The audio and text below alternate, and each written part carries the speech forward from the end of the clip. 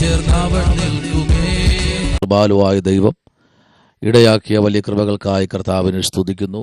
മഹാരാജാവിൻ്റെ സന്നിധിയിൽ ഭയത്തോടും വിറയലോടും കൂടെ ഇന്ന് പകൽക്കാലമായിരിക്കാൻ സർവകൃപാലുവായ ദൈവം ആയുസ്സിൻ്റെ ഒരു ദിനം കൂടെ നൽകിയതിനെ ഓർത്ത് കർത്താവിനെ സ്തുതിക്കുന്നു, സ്തോത്രം ചെയ്യുന്നു. എന്നെ കേൾക്കുന്ന എല്ലാ അഭിഷിക്തന്മാർക്കും പ്രത്യേക സ്നേഹവന്ദനവും ഇന്ന് പകൽക്കാലം അറിയിക്കുന്നു. കർത്താവ് എല്ലാവരെയും അനുഗ്രഹിക്കട്ടെ.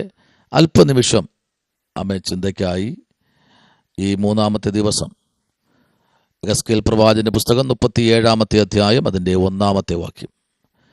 യഹോവയുടെ കൈ എൻ്റെ മേൽ വന്നു, യഹോവയുടെ ആത്മാവിൽ എന്നെ പുറപ്പെടുവിച്ചു, താഴ്വരയുടെ നടുവിൽ നിർത്തി, അത് അസ്ഥികൾ കൊണ്ട് നിറഞ്ഞിരുന്നു. ഇവിടെ ഇസ്രായേലിനെ കുറിച്ചാണ് ഇവിടെ നമ്മൾ വായിച്ചത്. 1-ാമത്തെ വാക്യം മുതൽ 10-ാമത്തെ വാക്യം വരെ നമ്മൾ പഠിക്കുമ്പോൾ ഉണങ്ങിയ അസ്ഥികളുടെ ഉയർപ്പിനാൽ സ്തോത്രം. എന്നാൽ 11-ാമത്തെ വാക്യം മുതൽ 20-ാമത്തെ വാക്യം വരെ പഠിക്കുമ്പോൾ ഇസ്രായേലിൻ്റെ മരിച്ച അസ്ഥിക്ക് പിന്നെയും ജീവൻ നൽകുന്നത് കാണാൻ കഴിയും.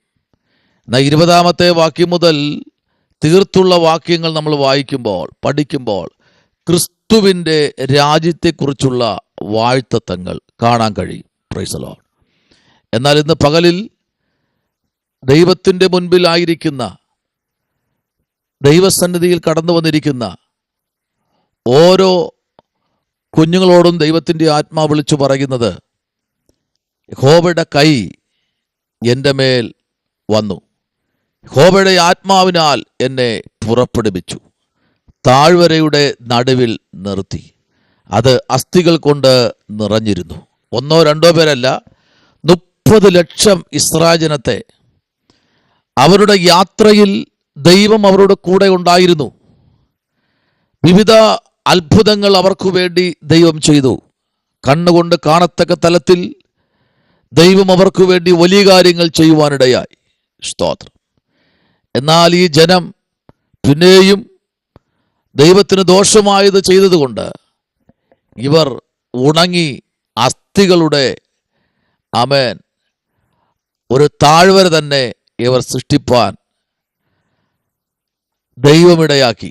സ്തോത്രം. നോക്കൂ, ഇതിനകത്ത് യെഹെസ്കേൽ പ്രവാചകനെ ദൈവം എണീപ്പിച്ച് ആമേൻ ആ അസ്ഥിയുടെ ഇടയിൽ കൂടെയൊക്കെ യെഹെസ്കേൽ പ്രവാചകനെ നടത്തി. 2-ാം വാക്യം പറയുന്നു, അവൻ എന്നെ അവയുടെ ഇടയിൽ കൂടി ചുറ്റി ചുറ്റി നടക്കുമാറാക്കി, അവ താഴ്വരയിൽ യുടെ പരപ്പിൽ എത്രയും അധികമായിരുന്നു, അവ ഏറ്റവും ഉണങ്ങിയിരുന്നു. സ്തോത്രം. എല്ലാവരും പറഞ്ഞു, ഇത് ഏറ്റവും ഉണങ്ങിപ്പോയി, പ്രവാചകനെ ഇനി ഇതിൽ ജീവൻ വരത്തില്ല, ഇത് തീർന്നു, ഇതിനി ആമേൻ എണീറ്റ് നടക്കത്തില്ല എന്നൊക്കെ പറഞ്ഞ് പലരും കളിയാക്കുമ്പോഴും പരിഹസിക്കുമ്പോഴും ദൈവത്തിൻ്റെ ആ ആലോചനയ്ക്ക് വേണ്ടി, ശബ്ദത്തിന് വേണ്ടി പ്രവാചകൻ നോക്കിയിരുന്നു. ആ ശബ്ദം വന്നു. 3-ാമത്തെ വാക്യം പറയുന്നു, അവൻ എന്നോട് മനുഷ്യപുത്ര ജീവിക്കുമോ എന്ന് ചോദിച്ചു. അതിന് ഞാൻ, യഹോവയായ കർത്താവെ നീ അറിയുന്നു എന്ന് ഉത്തരം പറഞ്ഞു. കണ്ടോ, ജീവിക്കുമോ എന്ന് ചോദിച്ചപ്പോൾ പ്രവാചകന് മറ്റൊന്നും പറയാനില്ല. കർത്താവെ ഇത് നിനക്കറിയാം, നീയാണല്ലോ ഇത് ഉണക്കിയത്, അപ്പോൾ ഉണക്കിയവന് ഇതിനെ ജീവൻ നൽകുവാൻ കഴിയും. അതാണ് അതിൻ്റെ അർത്ഥം. കർത്താവെ നിനക്കറിയാം, നീ ഒന്ന് കൽപ്പിച്ചാൽ, അതാണ് എൻ്റെ അർത്ഥം. Praise the Lord. ആമേൻ. ഇതെനിക്ക് ഇതിനകത്തൊന്നും ചെയ്യാൻ കഴിയുന്നില്ല, കാരണം ഞാൻ എവിടെ നോക്കിയാലും ഇതെല്ലാം ഉണങ്ങി വളരെ ആമേൻ തീർന്നു കിടക്കുന്ന അനുഭവം. ലോകരെല്ലാവരും പറയുന്നു ഇത് ജീവൻ പ്രാപിച്ച് അപ്പോൾ ആമേൻ എണീക്കത്തില്ല എന്നൊക്കെ എല്ലാവരും പറയുന്നു. പക്ഷെ എനിക്ക് ഈ ജനത്തിൻ്റെ ശബ്ദമല്ല എനിക്ക് വേണ്ടത്. കർത്താവേ, നിന്റെ ശബ്ദം എനിക്ക് അത്യാവശ്യമാണ്. നീ എന്തു പറയുന്നു? Price the Lord. നോക്കൂ, ആമേൻ. 4-ാമത്തെ വാക്യം ഇങ്ങനെ പറയുന്നു, അവൻ എന്നോട് കൽപ്പിച്ചത്, നീ അസ്ഥികളെക്കുറിച്ച് പ്രവചിച്ച് അവയോട് പറയേണ്ടത്, ഉണങ്ങിയ അസ്ഥികളെ യഹോവയുടെ വചനം കേൾപ്പി. കണ്ടോ, വേറെ ഒന്നുമല്ല ഇവിടെ പറഞ്ഞത്, എണീറ്റ് നടക്കാനല്ല പറഞ്ഞത്. എന്താ പറഞ്ഞത്? ഉണങ്ങിയിരിക്കുന്ന അവസ്ഥയിൽ നിന്ന് എന്ത് ചെയ്യണം? നിങ്ങൾ വചനം കേൾക്കണം, യഹോവയുടെ വചനം. Price the Lord. അപ്പോൾ ഈ അസ്ഥികളെ നോക്കി ആമേൻ യെഹെസ്കേൽ ദൈവത്തിന്റെ അരുളപ്പാട് കേട്ട് അതുപോലെ ചെയ്യുവാൻ കഴിഞ്ഞപ്പോൾ ആമേൻ ഈ അസ്ഥികൾക്ക് ആമേൻ കേൾവി ദൈവം നൽകി. നോക്കൂ, ഉണങ്ങിയിരിക്കുന്ന ഒരു അസ്ഥി ആമേൻ ഒരിക്കലും അത് കേൾക്കത്തില്ല. പക്ഷേ ഈ അസ്ഥി എന്ന് പറഞ്ഞാൽ കേൾക്കാൻ ദൈവം അതിൻ്റെ ചെവിയെ തുറന്നു. Price the Lord. ഹല്ലേലൂയ. പറഞ്ഞത് ദൈവമാണ്, അപ്പോ അതേപോലെ തന്നെ നിവർത്തിക്കണമല്ലോ. Price the Lord. അപ്പോ അസ്ഥികൾ യഹോവയുടെ വചനം കേൾപ്പാൻ ദൈവം അവരുടെ ചെവിയെ എന്ത് ചെയ്തു? തുറന്നു. 5-ാം വാക്യം പറയുന്നു, യഹോവയായ കർത്താവ് ഈ അസ്ഥികളോട് ഇപ്രകാരം അരുളി ചെയ്തു. ആമേൻ. നിങ്ങൾ ആമേൻ ജീവിക്കേണ്ടതിന് ഞാൻ നിങ്ങളിൽ ശ്വാസം വരുത്തും. കണ്ടോ? അപ്പോൾ അസ്ഥികളോട് ദൈവം പിന്നെ സംസാരിക്കാൻ തുടങ്ങി. ഇന്ന് പകലിൽ ആമേൻ അസ്ഥിക്കൂമ്പാരത്തിന്റെ നടുവിൽ യെഹെസ്കേൽ പ്രവാചകനെ ഒരു പുത്തൻ അഭിഷേകത്തോടെ സ്വർഗം ഇറക്കിയെങ്കിൽ ഇന്ന് പകലിൽ നിന്റെ കൂടാരത്തിനകത്ത് ദൈവത്തിന്റെ വചനം വെളിപ്പെടാൻ പോകുകയാണ്. സ്തോത്രം. തീർന്നു എന്ന് മനുഷ്യൻ പറഞ്ഞ 30 ലക്ഷം ജനത്തെ ഒരു വലിയ ജനതയാക്കി ദൈവം മുൻപിൽ കൊണ്ടുവരാൻ കഴിഞ്ഞെങ്കിൽ ഇന്ന് പകലിൽ ഈ പ്രഭാതത്തിൽ എന്നെ കേൾക്കുന്ന ദൈവകുഞ്ഞെ, നിന്റെ മേൽ ദൈവത്തിന്റെ മഹത്വം അത് ശക്തമായി വെളിപ്പെടുമെന്നുള്ള കാര്യത്തിൽ തർക്കമില്ല.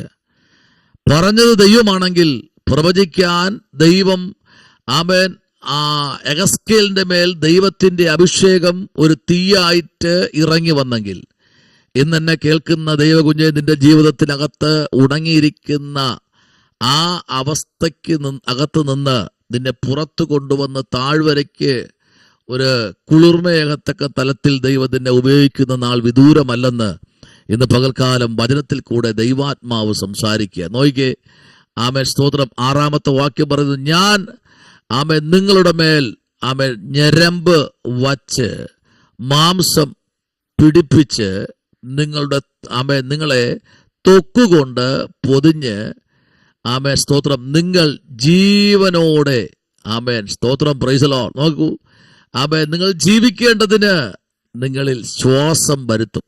ആമേൻ ഞാൻ യഹോവ എന്ന് നിങ്ങൾ അറിയും. Price the Lord. ചിലപ്പോഴൊക്കെ ദൈവം നമ്മോട് സംസാരിക്കുന്ന വാക്കുകളൊക്കെ വളരെ അനുഗ്രഹിക്കപ്പെട്ട വാക്കുകളാ. ഒന്നുകൂടെ ദൈവത്തെ അറിയാനുള്ളൊരു അവസരം ദൈവം ഇട്ടുകൊടുക്കുക.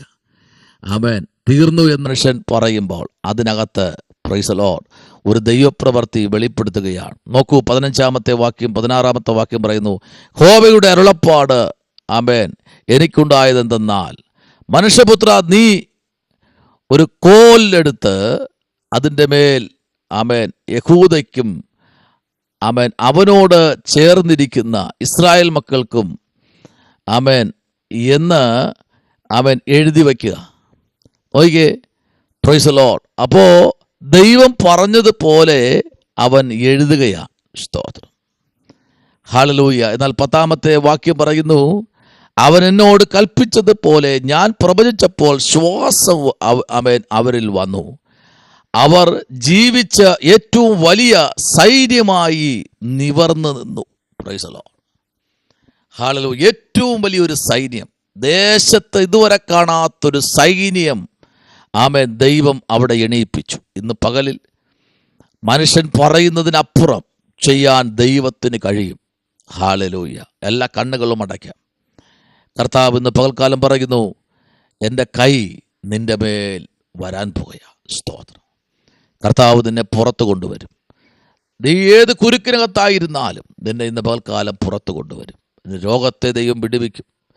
ആമേ ചില പ്രതികൂലത്തിനകത്ത് നിന്ന് നിന്നെ കർത്താവ് പുറത്തു കൊണ്ടുവന്ന് നിന്നെ വിടുവിക്കുന്ന പ്രഭാതമെന്ന് പറഞ്ഞാൽ സ്തോത്രം ചെയ്യാൻ പറ്റുമോ? പരിശുദ്ധനായ ദൈവമേ, സ്വർഗ്ഗ നല്ല പിതാവേ, നല്ല പകലിനായി സ്തോത്രം. ദൈവം അനുഗ്രഹിക്കണം, അത്ഭുതം ചെയ്യും. പ്രാർത്ഥന കേട്ടിരിക്കാൻ സ്തോത്രം. യേശുവിൻ അൻപുള്ള നാമത്തിൽ തന്നെ. ആമേൻ. God bless.